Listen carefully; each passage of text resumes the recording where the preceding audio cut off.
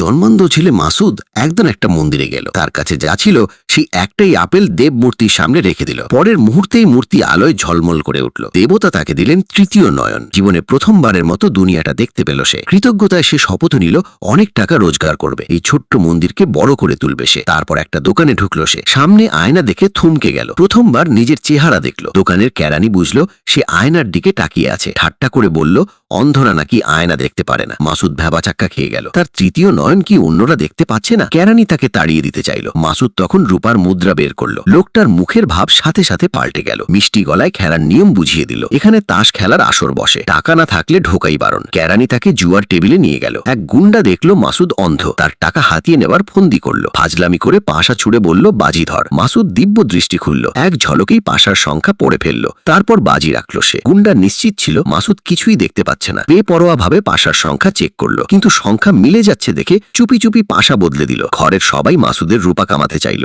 গুন্ডার সাথে বাজি ধরলো। গুন্ডা ঢাকনা খোলার ঠিক আগে মাসুদ দিব্য দৃষ্টি দিয়ে সংখ্যাগুলো আবার আগের জায়গায় ফিরিয়ে দিল। ঢাকনা উঠতেই ঘরের সবাই হতবাক। বিশাল টাকা জিতলো মাসুদ। চলে যেতে চাইলে গুন্ডা তার লোকজন ডাকলো। জোর করে খেলা চালিয়ে যেতে বলল। মাসুদ রাজি হতে বাধ্য হলো। এবার সব রূপা একসাথে বাজি রাখলো সে। আবারও পাশার সংখ্যা দেখে ফেললো। চারপাশের লোকজন ঢাকনায় উকি দিতে হুড়মুড় করে এগিয়ে এলো। মাসুদ সতর্ক করলো, এটা শুধু তার আর গুন্ডার লড়াই। কিন্তু কেউ শুনল না। আবারও গুন্ডার সাথে বাজি ধরলো সবাই। গুন্ডা বলল সংখ্যা 1। মাসুদ বলল কোনো সংখ্যাই দেখা যাবে না। সবাই একসাথে হেসে উড়িয়ে দিল। কেউ বিশ্বাস করল না। গুন্ডা ঢাকনা তুলতেই সব পাশা হঠাৎ নিজে নিজে ঘুরতে লাগলো। থামার পর দেখা গেল সব পাশার গায়ের সংখ্যা মুছে গেছে একেবারে সমান হয়ে। মাসুদ আবারও জিতলো, কিন্তু কেউ মানল না। সবাই বলল সে ধোঁকা দিয়েছে। দোকানের মালিক ডাকলো। মাসুদকে তাড়িয়ে দেওয়ার পায় তারা শুরু হলো। বন্ধুরা, মাসুদ কি এই লোকজনের বিরুদ্ধে টিকে থাকতে পারবে? এমন আরো রোমাঞ্চকর গল্প দেখতে এক্ষুনি সাবস্ক্রাইব করে দিন।